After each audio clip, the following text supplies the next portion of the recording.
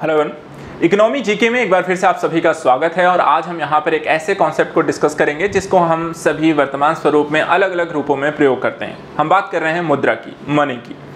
देखा जाए तो मनी के आज कई सारे स्वरूप हैं।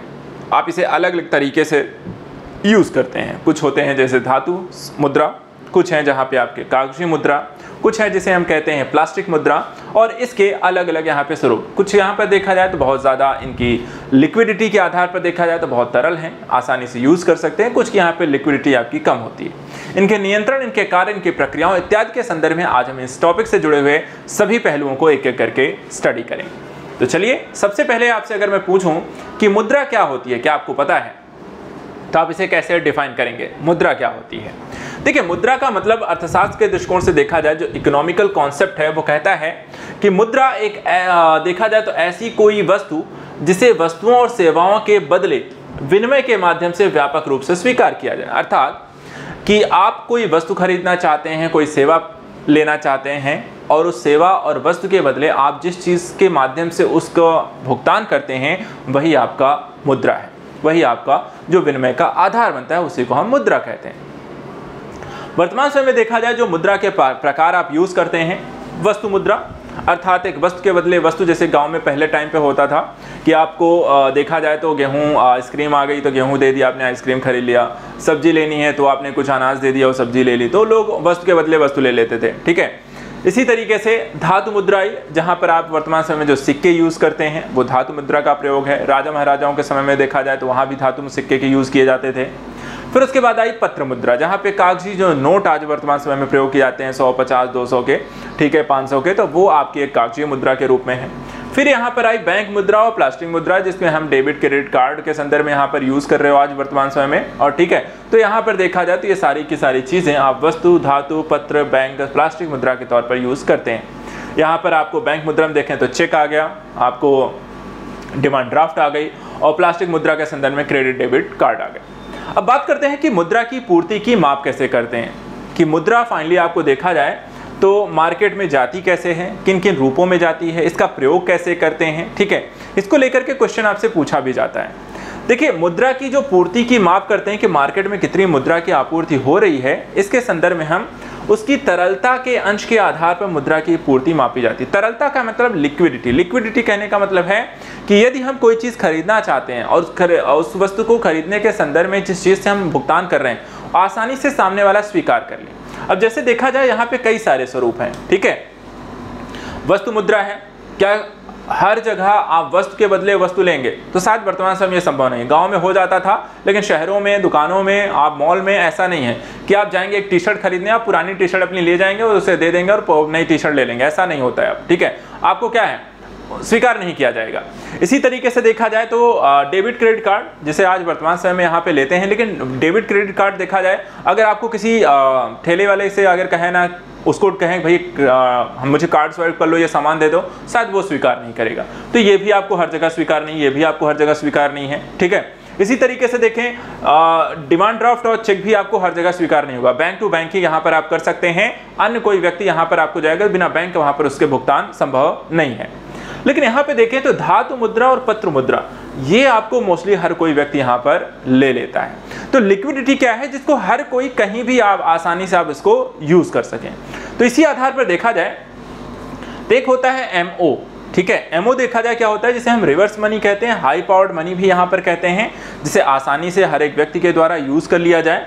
एमओ देखा जाए तो इसमें हम परिसंचरण मुद्रा भी इसमें शामिल होती है। आरबीआई के पास बैंकों का जमा इसमें शामिल होता है, और आरबीआई के पास अन्य जमाएं। अर्थात अगर हम एमओ कहें या M0 मुद्रा, वो होगी जिसके अंतर्गत यहाँ पे जितनी भी मुद्रा बाजार में इस समय है वर्तमान समय में, ठीक है, उसको हम इसमें शामिल करते हैं। साथ ही साथ आरबीआई के पास जो बैंकों का जो मुद्रा यहाँ पर उसके पास जमा होगी, और आरबीआई के पास अन्य प्रकार की जमा, ये सब मिला करके हमें क्या कहेंगे, एमओ को परिभाषित करते हैं। एक क्वेश्चन हमेशा पूछा जाता है कि रिजर्व मनी या हाई पावर्ड मनी किसे कहते हैं, और आपको ऑप्शन दे दिया गया M0, M1, M2, M3। तो यहाँ पे ध्यान रखिएगा, M0 जो होता है उसे हम क्या कहते हैं, रिजर्व मनी या हाई पावर्ड मनी।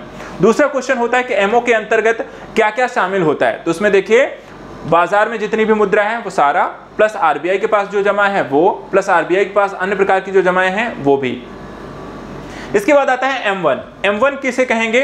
M1 के अंतर्गत होता है जितनी भी आपकी, इसे हम क्या कहते हैं? नैरो मनी भी कहते हैं। क्या कहते हैं? संकीर्ण मुद्रा भी कहते हैं। ये भी क्वेश्चन एग्जाम में कई बार पूछा गया है। अब M1 के अंतर्गत आता क्या है?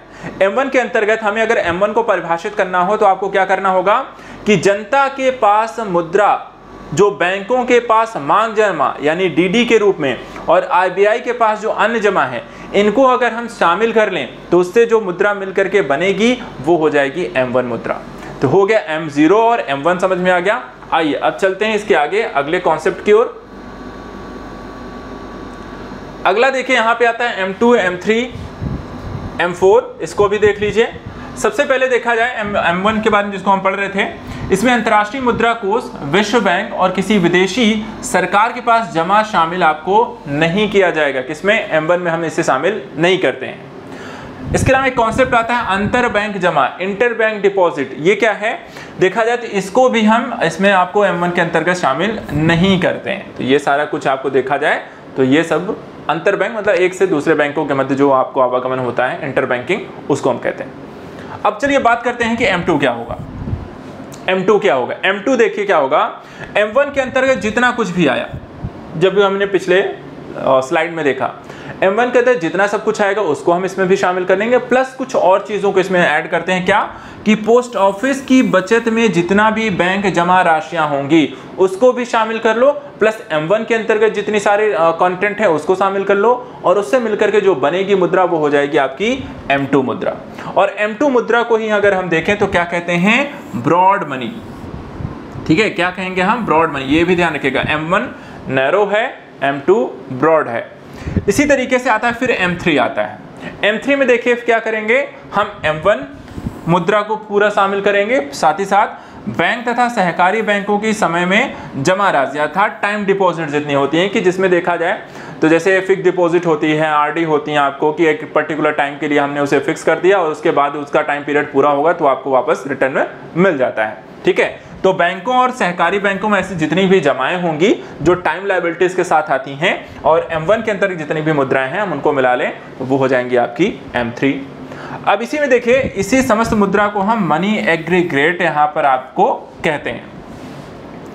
अब लास्ट आता है M4 मुद्रा। M4 मुद्रा को देखें तो आपको इसमें M3 को शामिल कर लीजिए, और पोस्ट ऑफिस में जितनी भी कुल मांग और समय जमा राशियां हैं दोनों को शामिल कर लीजिए, तो आपको क्या हो जाएगा? M4 मुद्रा। तो ये हो गया M0, M1, M2, M3 और M4 मुद्रा, और उसके अंतर्गत आने वाली स्थिति कॉन्सेप्ट को यहाँ पर हमने देखा। एक चीज़ और, जब आप NCERT को पढ़ते होंगे वहाँ पे थोड़ा सा कॉन्सेप्ट एक डिफरेंस दिया हुआ है, जहाँ पे M1 और M2 मुद्रा को संकुचित मुद्रा तथा M3 और M4 को यहाँ पर व्यापक मुद्रा आपको बताया जाता है। तो ये थोड़ा सा आपको इकोनॉमिक प्रोस्पेक्टिव से आपको वहाँ पर डिफरेंस देखने को मिलता है NCERT में, तो इसको ध्यान रखना है। चलिए लास्ट यहाँ पर मैं आपको कुछ और चीजें बता देता हूँ। तरलता क्या होती है, लिक्विडिटी क्या होती है। ठीक है, इसको लेकर के अगर आपसे क्वेश्चन पूछा जाए व्हाट इज अ लिक्विडिटी, तरलता क्या है? देखिए तरलता का यहाँ पे जो मतलब है, किसी संपत्ति या साख के मूल्य को प्रभावित किए बिना बाजार में उसे कितनी जल्दी बेचा और खरीदा जा सकता है, इस स्तर को दर्शाता है लिक्विडिटी। ठीक है, कि मान लीजिए यदि कोई भी चीज़ 100 रुपए की है या 100 रुपए की मुद्रा आपके पास है और मार्केट में आप उससे कोई चीज़ खरीदते हैं तो वहाँ पर आपको उसको 100 रुपए कीमत का सामान ही मिले, या फिर आप 100 रुपए देते हैं तो उसके बदले में आपको 10-10 के यहाँ पर 10 नोट मिलने चाहिए, या 50-50 के आपको 2 नोट मिलने चाहिए। ठीक है, इसी तरीके से ऐसा ना हो कि आप 100 रुपए किसी को दे रहे हैं और एक्सचेंज मांग रहे हैं तो सामने वाला आपको 80 रुपए दे या 85 रुपए दे, ऐसा नहीं होना चाहिए। ठीक है, तो तरलता का मतलब क्या हुआ कि किसी संपत्ति या साख के मूल्य को प्रभावित किए बिना बाजार में उसे कितनी जल्दी और बेचा या खरीदा जा सके उस स्तर को दर्शाता है, तो लिक्विडिटी ये होती है। इसके अलावा ऐसी परिसंपत्तियां जो पूर्णतः तरल नहीं है किंतु आसानी से अत्यंत कम हानि पर मुद्रा में परिवर्तित की जा सकती हैं, उन्हें हम कहते हैं नजदीकी मुद्रा। ठीक है, नियर मनी या क्वासी मुद्रा भी हम इसे कहते हैं। जैसे कि क्या होता है, बचत खाता होता है और बॉन्ड होते हैं। इनको हम क्या कहते हैं, ये पूरी तरीके से मुद्रा की तरह काम तो नहीं करते हैं, लेकिन हाँ हम इन्हें कन्वर्ट करा के मुद्रा को प्राप्त कर सकते हैं। तो इस तरीके से इन्हें हम बचत खाता और बॉन्ड को हम नियर मुद्रा कहते हैं, क्वासी मुद्रा भी कहते हैं। इसके अलावा अगर आपसे पूछा जाए कि मुद्रा पूर्ति मापों की तरलता क्रम के आधार पर सबसे ज़्यादा तरल क्या होता है और सबसे कम तरल क्या होता है, तो बस आपको इसे ध्यान रखना है। इसको ध्यान रखिए, M1, M2, M3, M4 यहाँ पे सबसे तरल से सबसे कम तरल की स्थिति के संदर्भ में। अब भारत में देखा जाए, क्योंकि देखा जाए M1 जो है आपको मुद्रा है, कैश है, जो कि हर कोई आसानी से एक्सेप्ट कर लेगा और कहीं भी एक्सेप्ट कर लेगा, ठीक है।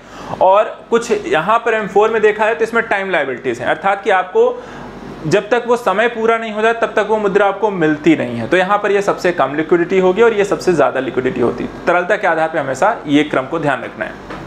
इसके अलावा मुद्रा तथा करेंसी में वो 1935 में पत्र मुद्रा निर्गमन का अधिकार जो है वो किसके पास है, आपको RBI के पास वर्तमान समय में है।